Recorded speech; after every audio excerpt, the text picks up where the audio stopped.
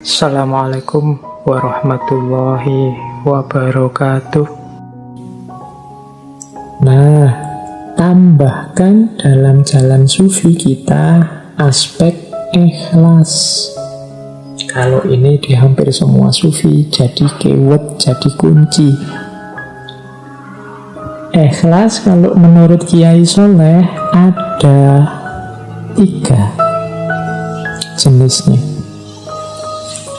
Yang pertama ikhlasnya abidin, yang kedua ikhlasnya muhibbin, yang ketiga ikhlasnya arifin. Oke, saya tidak tahu, kadang-kadang teman-teman mungkin yang mendengarkan yang masih muda-muda ini merasa wacana-wacana seperti ini, ikhlas, warok, kemudian riyadhah, itu mungkin merasa ini kok rasanya masih jauh Pak dari hidup saya. Rasa semacam ini sebenarnya juga sejenis godaan, sejenis was-was, seolah-olah kita yang masih muda ini masih belum saatnya. Tapi kalau tidak kita mulai sekarang, di belakang nanti ya perjuangannya lebih berat. Kalau pakai bahasanya para sufi, ini namanya wilayah yang hakiki. Jadi kenyataan hidup kita yang hakiki, hidup yang sejati itu di sini. Kalau dalam bahasa Islam kan, inna lillahi wa inna ilaihi roji'un. Pada saatnya pasti kita nanti kembali ke Allah. Pada saatnya jatah umur kita akan habis. Dan yang akan berguna yang hakiki-hakiki ini. Insya Allah seumuran teman-teman tidak terlalu mudah untuk memulai. Dimulai dari sekarang, nanti akan semakin baik ke belakang. Coba teman-teman dibaca para sufi besar, dibaca kisah-kisah para ulama, termasuk Kiai Soleh Darat ini, coba dicek. Kiai Soleh ini pada usia seperti teman-teman sekarang, mungkin yang muda-muda, yang para mahasiswa sekitar 20 ke atas, itu Kiai Soleh sudah bisa apa, sudah mampu apa, sudah khatam kitab apa, sudah menjalani riyadhah apa. Dari situ nanti bisa kita bandingkan dengan hidup kita sekarang, kita sudah sampai mana. Ya insya Allah tidak sehebat Kiai Soleh, makanya tidak apa-apa dimulai sekarang, jangan nunggu nanti. Sengaja saya angkat tema-tema yang agak timur, agak tasawuf belakangan ini, karena saya melihat situasi hari ini di luar serba banyak panasnya hawanya, baik hawa lahir maupun hawa batin kita. Mungkin sudah saatnya, mungkin Allah juga mengingatkan kita, saatnya untuk kembali ke dalam diri, saatnya untuk ilaihi roji'un.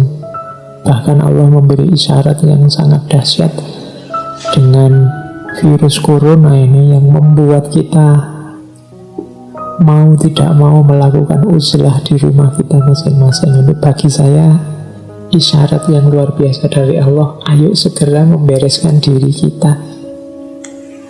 Jangan-jangan memang ini akhir zaman yang sebentar lagi sudah berakhir, maka ayo bareng-bareng dibereskan diri kita. Termasuk ini tadi, belajar pikiran-pikiran Kiai Soleh, cara untuk membereskan jiwa, membereskan batin lewat jalur tasawuf. Ikhlas yang pertama adalah ikhlasnya abidin. Orang ikhlas level abidin adalah orang yang beramal soleh, beramal baik, menjaga agar tidak riak, tidak ujub, tidak ingin pamer, tidak ingin sombong, pokoknya beramal untuk Allah dengan mengharap semoga mendapatkan pahala, mendapat surganya, semoga dijauhkan dari neraka. Ini level ikhlasnya orang-orang abidin.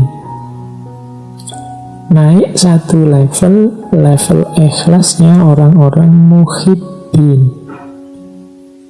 Kalau orang muhibbin ini sudah tidak berpikir lagi pahala surga atau siksa neraka.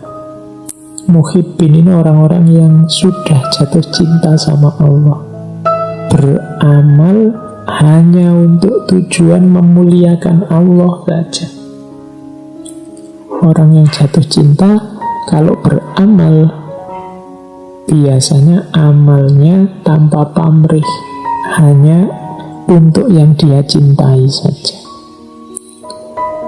Kalau kita beribadah pada Allah karena kita cinta pada Allah, tidak menunggu pahala, tidak sekedar berlindung dari siksa, kita sudah ikhlas di level 2, level muhibbin. Ada ikhlas di level paling tinggi. Kalau ikhlas di level paling tinggi ini ikhlasnya orang-orang arifin. Di level paling tinggi ini orang yang punya kesadaran bahkan aku bisa beramal baik ini bukan karena jasaku. Semuanya yang menggerakkan, yang membuka hati, yang memungkinkan aku beramal baik hanya Allah saja. Aku tidak punya daya, tidak punya upaya, tidak punya kehendak. Semua yang mengatur semua ini adalah Allah saja. Jadi ikhlasnya orang arifin. Kalau yang muhibbin tadi masih ada rasa aku mempersembahkan semuanya untuk Allah. Ini kan masih ada akunya yang berusaha. Tapi level arifin, bahkan yang aku lakukan ini hakikatnya pemberian Allah juga. Jadi aku tidak punya jasa sama sekali apapun. Nah, ini level orang arifin, punya kesadaran bahwa yang membuat aku bergerak dan membuat aku diam itu ya Allah. Tidak sekedar mempersembahkan perbuatan untuk Allah seperti di orang-orang muhibbin, atau mengharapkan pahala dan menjauh dari neraka seperti di orang-orang abidin. Maka orang-orang arifin ini diantara cirinya selalu bersyukur. Alhamdulillah Allah menakdirku jadi orang yang taat, jadi orang yang patuh, jadi orang yang mau beramal soleh. Karena ada orang lain yang digaris untuk melakukan yang sebaliknya. Nah, itu cirinya orang arifin. Jadi ikhlas ternyata ada 3. Maka teman-teman tidak usah khawatir, Pak, kok saya masih incerannya surga ya Pak, masih tidak ingin masuk neraka ya Pak. Tidak apa-apa, itu pun sudah ikhlas. Meskipun ikhlas level abidin. Kalau di bawah ini, kalau di luar abidin apa Pak? Ya tadi, kalau di luar abidin, di bawah abidin berarti beramal hanya untuk pamer, beramal hanya untuk ujub, disombongkan, atau beramal karena duniawi, tidak karena Allah. Demi kemasyhuran, demi kekayaan, demi dipuji orang, itu berarti bawahnya abidin. Kalau abidin ya karena Allah, lillahi ta'ala, cuma sambil mengharapkan pahala dan ingin dilindungi dari siksa. Kalau muhibbin tidak ada pamrih apa-apa, hanya untuk Allah saja amalnya. Kalau arifin, bahkan amal yang aku lakukan bukan dari aku, semuanya anugerah dari Allah. Nah, ini namanya ikhlas. Terus selain ikhlas, nanti dalam syarahnya Hikam ada juga pandangan tentang kita harus selalu husnudzon pada Allah. Biasanya kebutuhan husnudzon ini dirasakan saat kita dapat musibah, dapat bencana, dapat kesulitan. Banyak orang yang bertanya-tanya, apa salahku, apa dosaku, kok Allah tega memberikan cobaan ujian seberat ini. Nah, itu yang kurang apa? Kalau ada pandangan semacam ini berarti dia tidak husnudzon kepada Allah. Dianggapnya Allah punya motif buruk, punya niat buruk. Padahal Allah itu Rahman Rahim. Allah itu tidak cuma sayang pada kita, tapi maha sayang. Berarti pasti Allah tidak menginginkan yang jelek, yang sengsara. yang menyusahkan untuk kita. Hanya kita saja mungkin yang salah paham, atau kita sendiri yang milih susah, milih sengsara.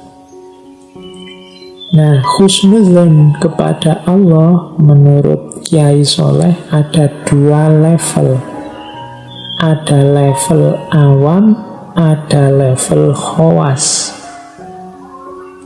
Kalau orang awam itu husnudzonnya adalah kalau dia dapat kenikmatan, kemudian dia merasa bahwa nikmat ini asalnya dari Allah semata. Nah, ini husnudzon level orang awam.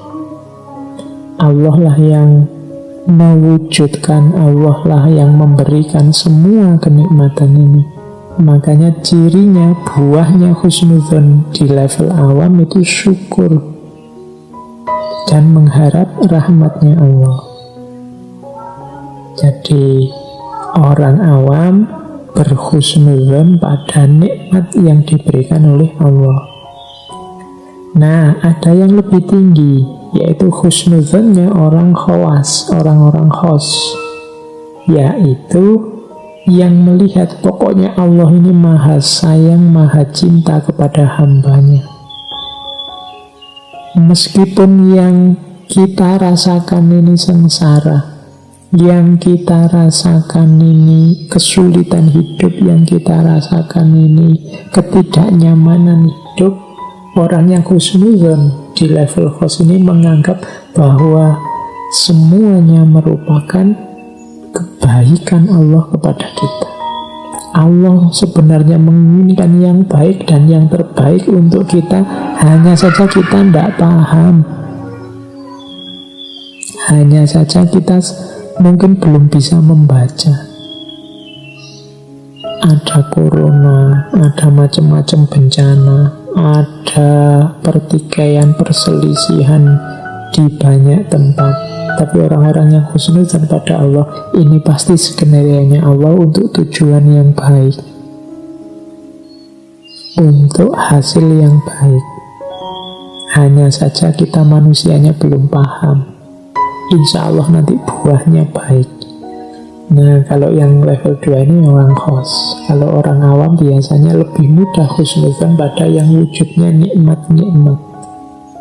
Tapi kalau orang khos, apapun wujudnya, apakah itu nikmat, apakah itu dirasakan menyusahkan, semuanya dianggap buahnya kasih sayang Allah yang pasti hasilnya nanti kebaikan.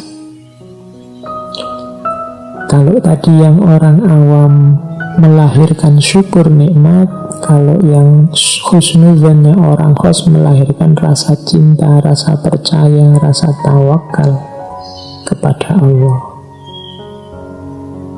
Orang yang husnudzon itu enak, tidak mudah mengeluh, tidak mudah susah.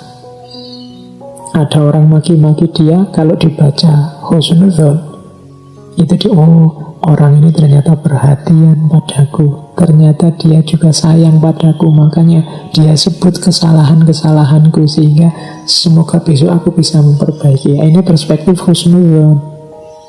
Kalau orang perspektifnya suudzon, bahkan orang ngomong baik sekalipun dicurigai. Wah, jangan-jangan orang ini muji-muji aku, tapi nanti di belakangku menjelek-jelekan aku, atau membuat aku terlena sehingga nanti dia bisa ngalahkan aku, atau sebenarnya dia iri sebenarnya, cuma itu basa-basi saja. Ini orang yang perspektif su'udzon, biasanya lebih tidak tenang, lebih stres. Apalagi kalau su'udzon pada Allah, su'udzon pada manusia aja membuat kita galau luar biasa. Kalau kita su'udzon pada Allah, lebih galau lagi, karena tidak mungkin kita bisa mengalahkan Allah. Maka Kiai Soleh memberi saran, jalan sufi kita dihiasi dengan keikhlasan, dihiasi dengan husnudzon kepada Allah, sambil tetap menjalankan riyadhah dan warok. Oke, untuk malam hari ini saya cukupkan sekian dulu.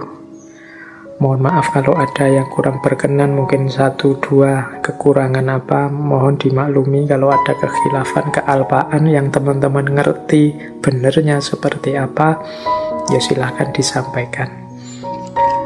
Kurang lebihnya mohon maaf. Wallahul muwaffiq, wallahu a'lam bissawab. Wassalamualaikum warahmatullahi wabarakatuh.